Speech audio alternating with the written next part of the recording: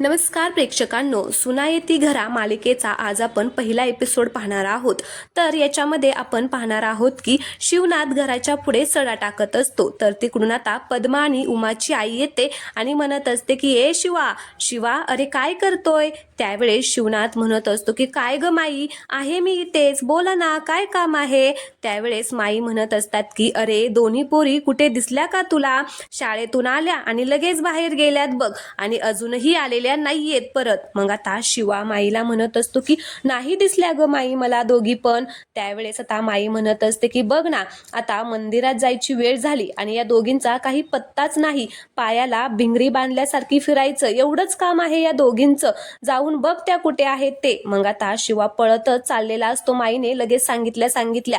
त्यावेळेस आता माई म्हणत असते की अरे थांब। मग शिवा म्हणतो की काय ग माई आता काय झालं, तूच म्हणाली होती ना शोधायला जा म्हणून, चाललोय की मग आता माई म्हणत असते की अरे नुसतं गावभर आता काय पळत जाऊन शोधणार आहे का त्यांना, सायकल घेऊन जा म्हणजे तुला लगेच सापडतील त्या। त्यावेळेस आता शिवा म्हणत असतो की हो माई, असा जातो आणि असा घेऊन येतो। मग आता माई म्हणत असते की भेटल्या की सांग त्यांना, आबाला जर समजलं तर काही खैर नाही तुमची। आता मग शिवा म्हणत असतो की हो। मग आता हो म्हणून आता तो त्यांना शोधायला सायकल घेऊन जातो, उमा आणि पद्माला शोधायला जातो। मग आता शिवा गेल्यानंतर माई म्हणत असतात की देवा खंडेराया, या पोरींच्या वागण्याला म्हणावं तरी काय, जात पोरीची हाय आणि वागणं मात्र आपलंच खरं, आणि आता ह्या कुठे आहे त्या काय माहिती। तर इकडे पद्मा आणि उमा मात्र जिबल्या खेळत असतात, दोघीही आता नदीच्या काठी खेळत असतात। तर आता प्रेक्षकांनो, बहिणी बहिणींचं खूप प्रेम दाखवलेलं आहे, पण तेच प्रेम आता दूर होणार आहे। तर आता कसं होणार ते आपण पाहूया। दोघीही आता खूपच खुश असतात, आनंदाने आता गोल गोल फिरत असतात, डान्स करत असतात। आता त्याच्यामध्ये एक आहे उमा आणि एक आहे पद्मा। तर आता मग पद्मा म्हणजे मोठी, मग पद्मा उमाला म्हणत असते की तुझ्या बरं हारायला ना मी नेहमी तयार आहे। त्यावेळेस उमा पद्माला म्हणते की काय ग तायडे तू पण, आणि मग त्या दोघींनी आता एकमेकींचा हात धरलेला असतो। तर आता उमाला पद्माच्या हातामध्ये अंगठी दिसते। त्यावेळेस उमा म्हणते की तायडे अगं तुझी ही अंगठी किती छान आहे ग, कोणी दिली तुला। त्यावेळेस पद्मा म्हणत असते की अगं आजीनेच दिलेली आहे, पाहिजे का तुला।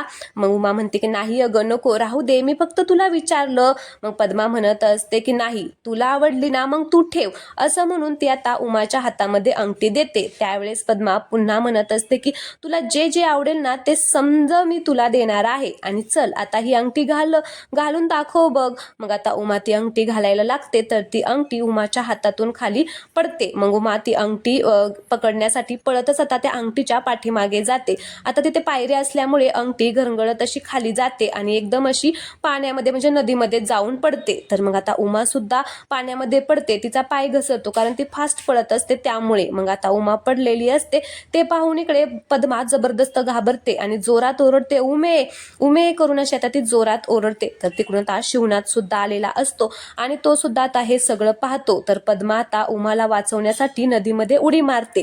मग आता शिवा सुद्धा त्याची सायकल तिथेच खाली टाकून त्या दोघींना वाचवण्यासाठी नदीमध्ये उडी टाकतो। तर आता खरं तर त्या दोघींना पोहताच येत नसतं, मग आता शिवाला पोहता येत असतं म्हणून आता तो दोघींनाही त्या दोघी बुडत असतात। तर आता शिवा आधी पळत पळत जाऊन आता उडी मारतो तो पण, आणि पद्माला बाहेर काढतो। आणि मग पद्माला बाहेर काढल्यानंतर आता पद्मा खूपच घाबरलेली असते। मग पद्मा म्हणत असते की अरे तुला कळतंय का, मला तू बाहेर का काढलेला आहे, आधी जा, आधी उमाला वाचव। मग आता शिवा लगेचच उमाला सुद्धा वाचवण्यासाठी जातो। आता उमा बुडायला लागलेली असते, तर आता शिवा जातो आणि तिला सुद्धा आता बाहेर काढतो। दोघींनाही ते आता शिवाने वाचवलेलं असतं। मग आता ते तिघेही म्हणजे सुखरूप बाहेर आलेले असतात नदीतून। मग आता घरी जातात। आता घरी गेल्यानंतर माय आता त्या दोघींची केस पुसत असते आणि त्या दोघींना ओरडत सुद्धा असते। आता माई म्हणत असतात की नाही नाही, तुमच्या दोघींना ना काही ऐकायचंच नाही, रोज नुसता गोंधळ चालू आहे तुमच्या दोघींचा।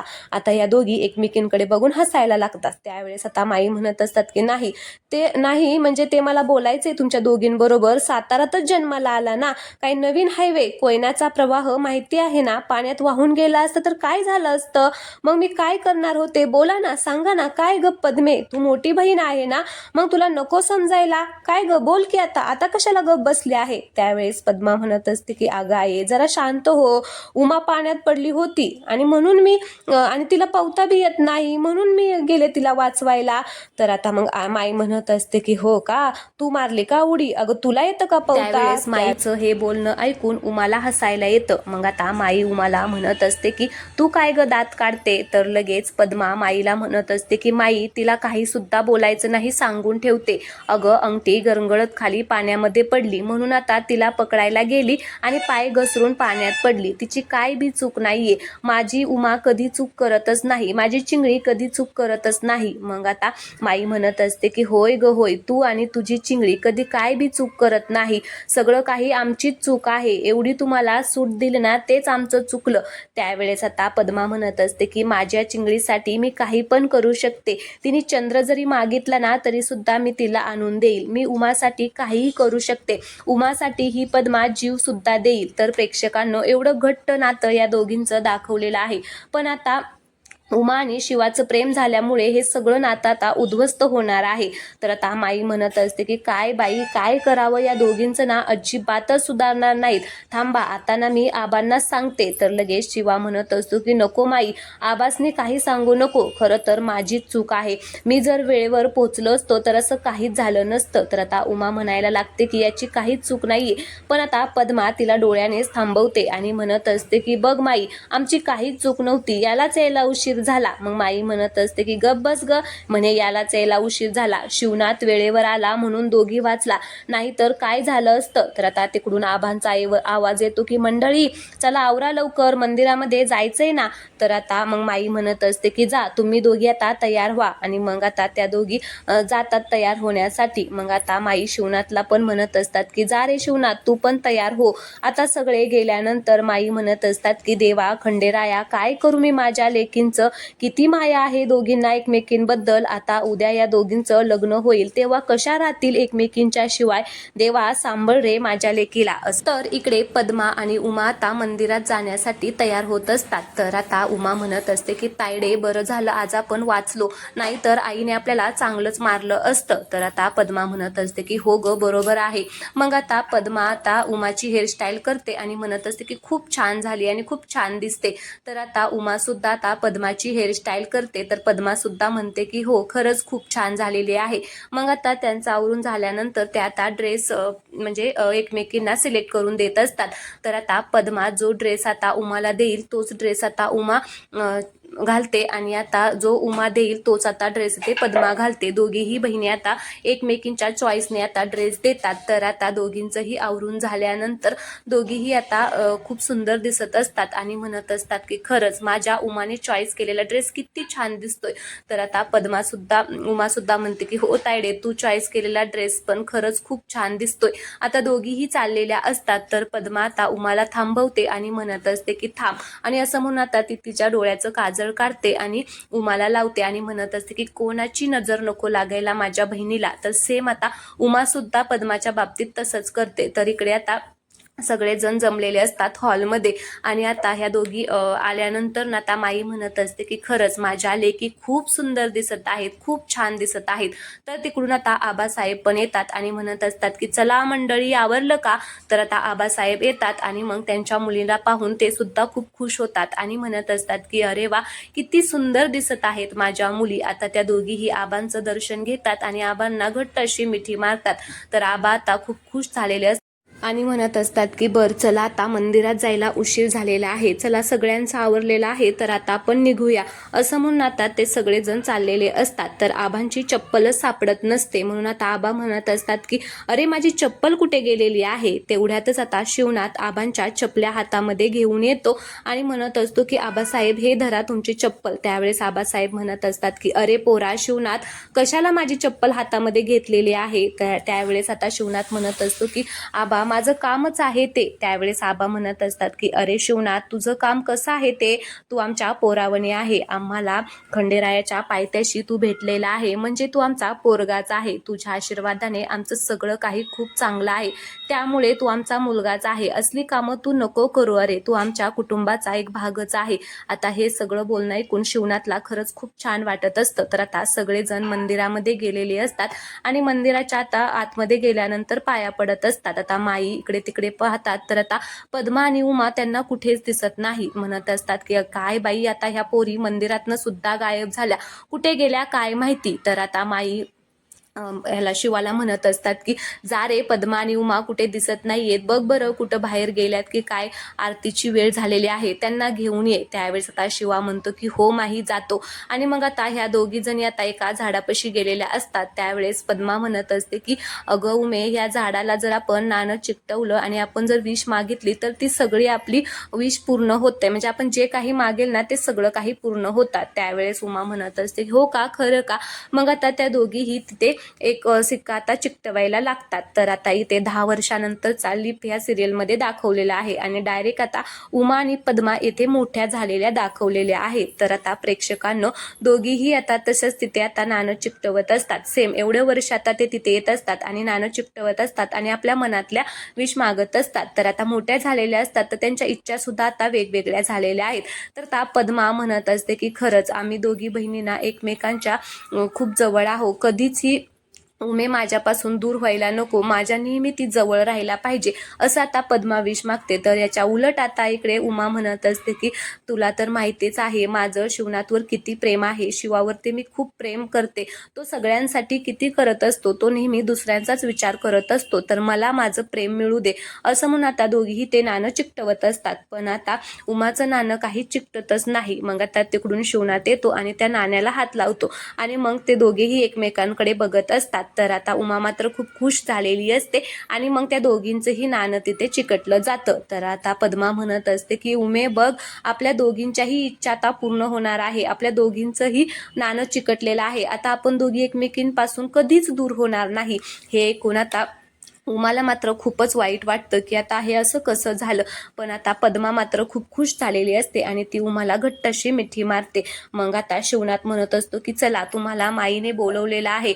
मग आता इकडे जातात ते दोघेही. तर आता उतरताना शिवनाथ आता उमाला हात वगैरे देतो, तिची खूप काळजी सुद्धा करत असतो, त्याचं सुद्धा उमावरती खूप प्रेम आहे. तर आता मग सगळेजण मंदिरातून घरी जातात आणि घरी गेल्यानंतर आबासाहेबांनी सांगितलेलं असतं की तुम्हा दोघींना आता स्थळ येणार आहे आणि तुमचं आता लग्न जमणार आहे. तर आता ते ऐकून उमाला खूपच वाईट वाटलेलं असतं. मग ती आता पळतच शिवा जिथे राहत असतो तिथे आता जाते आणि मग शिवाला तिथे उमाला पाहून शिवा म्हणत असतो की काय गं उमे, तू एवढ्या रात्री इथे कशाला आलेली आहे, कोणी बघितलं तर? त्यावेळेस आता ती म्हणते की तुला कळले का शिवा, आबासाहेब आता आमच्यासाठी दोघींसाठी स्थळ घेऊन येणार आहेत. अरे मी दुसऱ्या कोणाबरोबर लग्न नाही करू शकत, माझं खूप प्रेम आहे तुझ्यावरती. त्यावेळेस शिवा म्हणत असतो की हो, पण आता आपण काय करायचं? तर आता ती म्हणत असते की नाही, आता ना आपण पळून जाऊन लग्न करूया, तुझं आहे ना माझ्यावरती तेवढं प्रेम? तर आता शिवा म्हणत असतो की हो, आणि आता ते दोघेही आता पळून जाऊन आता लग्न करणार असतात. तर दुसऱ्या दिवशी सकाळी आता इथे आबासाहेब, माई, त्याचबरोबर उमा आणि पद्माचा भाऊ आता सगळेजण चहा घेत आता बसलेले असतात आणि बोलत असतात. तर तिकडून आता पद्मा येते आणि पद्मा म्हणत असते की उमा ए उमे, उमा ए उमे. आता ती उमाला आवाज देत असते आणि आईला म्हणत असते, म्हणजे माईला म्हणत असते की माई अगं पाहिलं का तू कुठे? त्यावेळेस आता उमाला तर आता माई म्हणत असतात की नाही ग, मी नाही पाहिलं, आणि नेहमी तर मी तुम्हा दोघींना शोधत असते, आज आता तुम्हीच एकमेकींना शोधताय का? त्यावेळेस आता सगळेजण इथे हसतात. तर मग आता तिकडून आता एक माणूस आलेला असतो आणि तो खूप घाबरलेला असतो आणि आबासाहेब आबासाहेब असा आता जोरात ओरडत असतो. तर आता आबासाहेब म्हणत असतात की अरे काय झालं, एवढा का ओरडतोय? तर पद्मा सुद्धा म्हणत असते की अरे बोल ना, इतका का घाबरलाय, काय झालं? त्यावेळेस तो म्हणतो की उमा ताई आणि शिवा. तर आता इकडे असं म्हटल्याबरोबरच पद्मा म्हणते की काय झालं उमाताई आणि शिवाला, बोल ना. तर आता तो काहीच बोलत नाही, त्याची अशी जीभ अडखळल्यागत होत असते. इकडे मात्र हे दोघे जण आता मंदिरामध्ये लग्न करत असतात. दोघांनी एकमेकांना हार घातलेले असतात आणि आता त्यांचे मंत्र म्हणजे चाललेले असतात सप्तपदीसाठी. तर आता ते दोघे जण खूप खुश असतात, पण आतून त्यांना भीती सुद्धा वाटत असते.